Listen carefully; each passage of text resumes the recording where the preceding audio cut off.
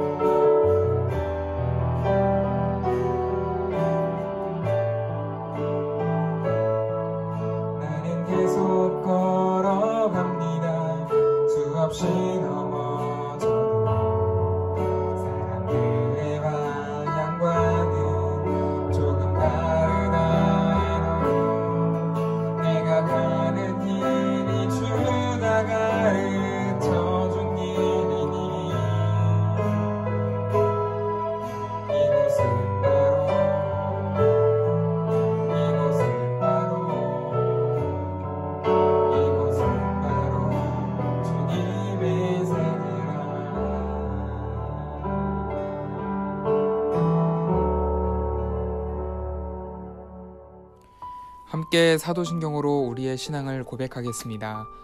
나는 전능하신 아버지 하나님 천지의 창조주를 믿습니다. 나는 그의 유일하신 아들 우리 주 예수 그리스도를 믿습니다.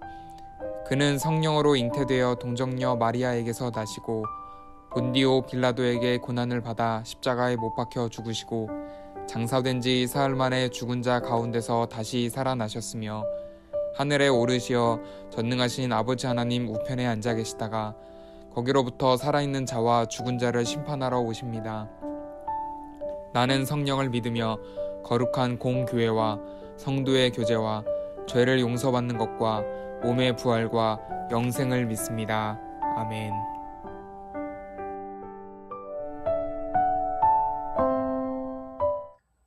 여러분 이제 겨울방학인가요? 겨울방학도 짧을 것이라는 이야기를 들었는데 짧은 겨울방학을 어떻게 보내고자 여러분 계획을 세우셨습니까? 사실 계획이란 걸 세우기도 전에 며칠 늦잠 자고 게임도 조금 하고 학원도 좀 다녀오고 하면 끝날 것 같은 시간이기는 합니다. 라떼는 저 때는 옛날에 제가 여러분 나이 때 겨울방학은 12월 중순부터 2월까지였고 또 2월에 잠깐 개학했다가 다시 2주간 또 봄방학 하면서 사실상 2달 이상 거의 3개월에 가까운 시간들을 놀았던 것 같습니다. 처음에는 너무 좋았지만 지금처럼 핸드폰이나 컴퓨터가 없었기 때문에 시간이 지나면 좀 지루해졌던 기억이 좀 나네요. 여러분에게 그러면서 질문을 한 가지 좀 드려보고 싶은데 최근 여러분에게 가장 지루한 일이 있다면 무엇인가요? 또 한 가지 더 질문을 드려보겠습니다. 쉽지만 지루한 일이 있고 어렵지만 재미난 일이 있다라고 한다면 여러분 무엇을 택하시겠습니까? 저라면 지루한 것보단 재미난 일을 선택할 것 같은데요. 어렵지만 재미있게 집중해서 일을 하다 보면 시간도 금방 갈 것 같아서 그렇습니다. 저와 반대로 생각할 수도 있겠지만 아마 많은 사람들이 지루한 것보다는 조금 어렵더라도 재미난 일을 선택하지 않을까 생각을 합니다. 심지어는 이런 책도 있다고 합니다. 지루한 사람과 어울리지 마라. 버스나 지하철을 기다리는 잠깐의 시간도 지루해서 핸드폰을 꺼내는 우리 현대인들은 지루한 것을 굉장히 힘들어합니다. 그 중에서도 여러분이 지루하게 느끼는 예배에 대해서 우리가 1월 한 달 동안 이야기를 좀 해볼까 합니다. 인정하시죠? 먼저 말씀을 읽어보겠습니다. 시편 27편 4절의 말씀입니다. 오늘 시편의 기자인 다윗은 하나님께 부르짖어 기도합니다. 아들 압살롬이 다윗을 잡아먹으려고 다가오는 상황이었습니다. 자식이 부모를 죽이려고 접근해오는 상황, 다윗의 마음은 어땠을까요? 그때 다윗은 시편 27편의 내용으로 기도합니다. 그 중에서도 4절 우리가 읽은 이 말씀은 주님, 나에게는 단 하나의 소원이 있습니다. 그것은 한평생 주님의 집에서 살면서 주님의 자비로우신 모습을 보는 것과 성전에서 주님과 의논하면서 살아가는 것입니다. 라고 고백하는 장면입니다. 이 말씀을 보면서 우리는 그거는 다윗이니까 그렇게 기도할 수 있는 거죠. 어떻게 그런 상황에서 그렇게 기도할 수 있습니까? 라고 생각할 수도 있어요. 여러분 성경 제일 마지막 장인 요한계시록을 보면 하늘에 셀 수 없는 무리가 등장합니다. 이 무리들은 구원받은 무리를 이야기하는 것인데 그들이 무엇을 하고 있었을까요? 축구를 했을까요? 아니면 쇼핑을 했을까요? 아니면 게임? 핸드폰? 그런 것은 아니었습니다. 그들은 바로 예배를 드리고 있었습니다. 구원받아 천국에 영원히 살 때 우리의 일상은 예배입니다. 그러면 아니 그렇게 지루한 일을 한단 말이냐? 라고 생각할 수도 있겠죠. 여러분 그렇게 생각이 드시나요?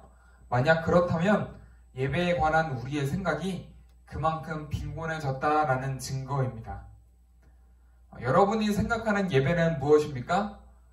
대번에 지루하다라는 생각을 떠올릴 수도 있습니다. 예배는 하나님 그분을 향한 우리의 태도를 설명하는 표현입니다. 지루하다는 표현이 먼저 떠오른다면 우리가 하나님을 그렇게 생각하고 있다는 뜻이겠죠? 어떤 사람은 예배를 사랑하는 연인 앞에 무릎을 꿇는 사랑과도 같다라고 설명합니다. 사랑하는 이를 위해서 내 마음을 드리고 또 시간을 드리고 정성을 드리는 모든 그 행위들을 이야기하는 것이죠. 그런데 여전히 우리가 예배에 대해서 지루하다거나 불분명하다는 생각이 먼저 든다면 우리는 아직도 하나님에 대해서 잘 모르거나 구원에 대해 구체적이지도 않고 믿음을 설명하지도 못하는 상태일 것입니다. 어떻게 다윗은 목숨이 위태로울 수도 있는, 아니 가장 사랑했던 아들에게 패륜을 당하고도 그런 고백을 할 수 있었을까요? 다윗의 예배만 특별했던 것일까요?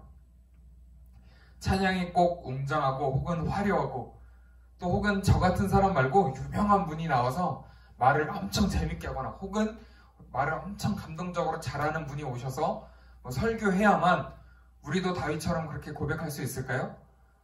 우리가 이 부분에 대해서 1월 한 달 동안 계속 이야기를 하고자 합니다.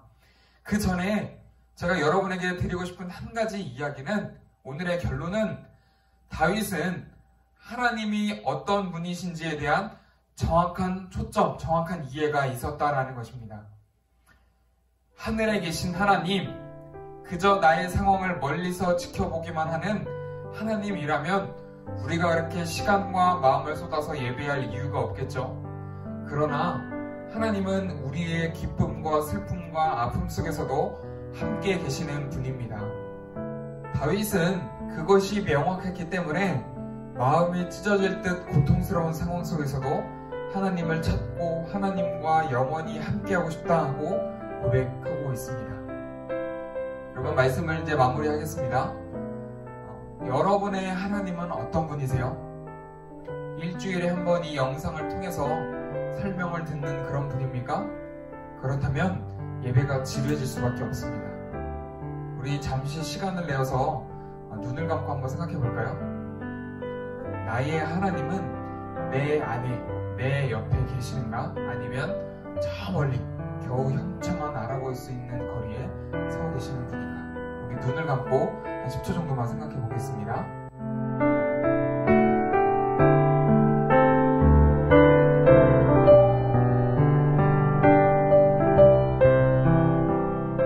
주님, 나에게는 단 하나의 소원이 있습니다. 그것은 한평생 주님의 자비로우신 모습을 보는 것이고 주님과 의논하며 살아가는 것입니다. 여러분, 이렇게 고백하는 사람이 살아가는 모습, 그 자체가 바로 예배입니다. 교회에 모이지 못해서 집에서 영상을 보는데 예배드릴 분위기가 아닙니까? 혹은 찬양이 화려하지 않아서 흥이 나지 않습니까? 물론 기술적인 부분도 중요하지만 어쩌면 우리의 소원이 다른 곳으로 향하고 있는지도 모르겠습니다. 이 말씀을 생각하면서 우리 함께 기도하겠습니다. 사랑의 하나님, 우리의 예배는 어떤 모습입니까? 아니, 우리는 하나님을 어떤 분으로 믿고 기억하고 생각하며 살아가고 있습니까? 오늘 나의 마음속에 계시는 혹은 내 옆에 함께 하시는 하나님입니까?